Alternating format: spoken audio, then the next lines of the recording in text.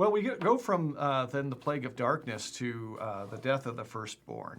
And this is one that's going to affect Israel unless they follow God's instructions. Right. And so here we come to the idea of Passover. And, when you think about Passover, what's kind of the first thing that jumps out to you? Is there anything that, when the word Passover is said that just immediately comes to mind? It's funny because I think the very literal meaning of the word Passover is not the first thing that comes to my mind. Mm-hmm. But just that Jesus is the Passover lamb is the first thing that comes to my mind. But that's the, Jesus loved God answer. Right. But it honestly is the first thing that comes to my mind. Yeah, you just wanted the extra credit points for saying that. I was actually thinking of the literal. Chad, I get that gold you're star. the first to say Jesus. Amen. Well, I was literally thinking of the Passover, putting the blood. So. Chad's like, that's stupid to think of the word Passover. I mean, when you're kind of... I am that stupid. No, you're much more stupid than that. But then that Passover leads to Christ who, so I did the whole thing. Right. Oh, so I only got part of it. Okay. So now let me virtue my signal. Signal my virtue. No, I want you to virtue your signal. The consequence of Passover is something they were all going to suffer. Apart from, God's intervention for the Israelites, it was something apparently they were deserving of as well. Yeah, death of the firstborn was something that was going to... And for me, as a kid, I remember reading the story for the first time. I don't remember how old I was. But, when you're really young and you're in Sunday school, they kind of sanitize the story. But I remember reading about the angel of death coming. Of course. And just, it was terrifying to me to think about that. Just that, and it was so... I couldn't understand how God is doing this and why God is doing this and why is there an angel of death and why is he killing the firstborn and none of there was confusion and terror. I remember reading what's the when context? I read it for the first time. This doesn't fit into my puzzle. Yeah, this piece is hard to. So what do you think? Because I would imagine that we could probably have some people who would read this for the first time, even as adults, and that's would be their experience of it. And so how do you think that you explain this to somebody who doesn't really understand why is God killing the firstborn? It seems so incredibly bloodthirsty, and the fact that there is an angel of death is weird. like why does God have this laying around, right?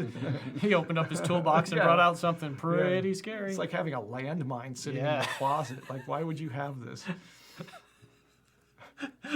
The angel of death, God's little landmine. Yes. Yeah, it's a tough pill to swallow. Ultimately, God is at the top of the hierarchy, and he's in control, whether you acknowledge it or not. And he establishes things in the ways that he deems fit. And he's given Pharaoh lots of opportunity to acknowledge that he's not the one at the top. And eventually you will pay with the price, the highest price, outside of your own life, I suppose, your very son. And I don't think that's an unreasonable concept to... I think it's a reality we all know. If I don't conform to a certain hierarchy, I pay the price for it. Whether I accept that God is at the top of that hierarchy, I'm going to pay the price day to day with my wife, with my kids, with however the world works. I think that there will be a price paid.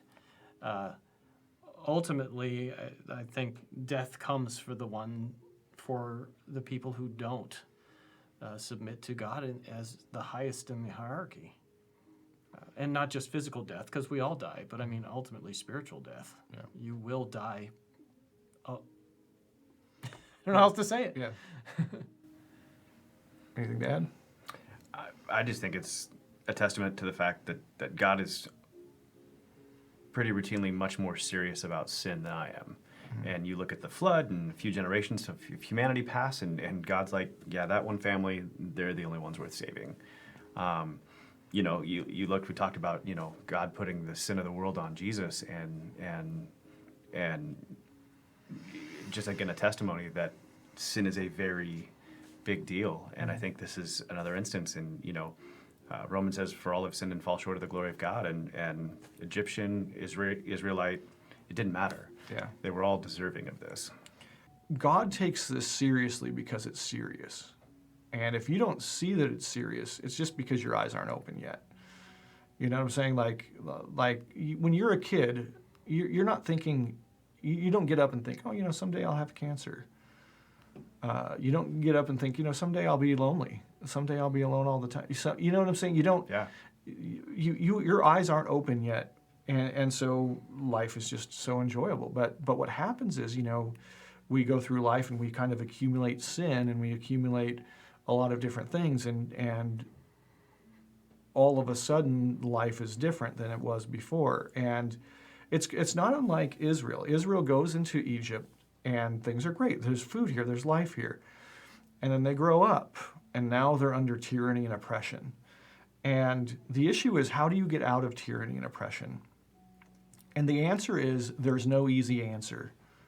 There's no easy answer. How do you get out of tyranny and oppression? This is serious now, right? You might have blundered into it innocently, but you're not getting out of it the same way. Do you understand what I'm saying? It's going to require death, and it's going to require somebody's death. Now, one of the things that's kind of interesting is that you see that the firstborn here is the one that's killed. And why is that? So Adam is the first man, and He failed. And he's going to represent all other human beings, right? And when he sins, we all sin in Adam. Adam's job is to take care of all of his younger siblings, so to speak. His job is to represent them, and he's going to do that. And so when he sins, we've all sinned in him. And there's a sense in which when he dies, the first human being dies, we all die. And in order to undo that, God's going to have to give up his firstborn, which is what the Passover lamb is about. That if you have the blood of the lamb over the doorposts, if you've had the meal of that lamb, then God is going to pass over you because the firstborn's not going to be, your firstborn's not going to have to die because God's firstborn died in your stead. And the interesting thing about this is that this is basically the way that the world works. It's the way that the world operates. Because Adam, the firstborn, died because he worshipped the wrong God, right? He listened to Satan. And when he listened to Satan, he's now embodying Satan's word and command instead of God's. He's worshiping Satan. And because he chose the wrong God, he's going to die. The firstborn is going to die. Everybody's going to die in him. And when you, in the ancient world, we've talked about how if you're going to establish a household or you're going to establish a city, a lot of times that's when you'd sacrifice your firstborn to the god, and that would establish the city or the household. And the reason for that is because a city or a household has to have a spiritual center, and that God is going to become the spiritual center. But you've chosen the wrong God, and so death is the result of that. And that actually still works, and it still happens. It's still like that. So let's say this. Let's say you're going to have a family. All right. So what's going to keep your family together? What's your family going to? Is it just going to be the fact that you have you share genes with those people? Is that going to keep your family together? No. No, it's not going to. So how are you going to establish your household? What are you going to do to keep them together? You have to worship the same thing. Right. You guys have to have the same value system. And if you do, that household will stay together. And if you don't establish a value system, it's going to fall apart. Well, the problem is that if you don't choose God, any other value system you choose, any other God that you choose for your household will keep that household together, but it will also bring death to that household. That's the way that it will work. And your household will be established on the death of the firstborn. And in the firstborn, the death of basically all your children. And the thing is that that's the way that it works, because when you choose a false god, you've chosen death for your household, because that false god will always bring death. Just like Satan brought death to Adam and everybody in him, choosing the wrong god is always going to bring death. And so the idea here is that that this is really the way that it works, and this is the ultimate culmination of the tyranny of worshiping a false god, is that you bring death to your children, you bring death to your family, and that God is simply illustrating a spiritual truth. And if we shy away from the harshness of that, then we're not recognizing that the spiritual truth is actually more dangerous than the physical reality that's symbolically standing in for it right here. You know what I'm saying? Like, we could go, oh, well, but why did God have to actually kill them? As if that physical death is not as big of a deal as spiritual death. You know what I'm saying? We have our scale a little bit off there, if that's what we think.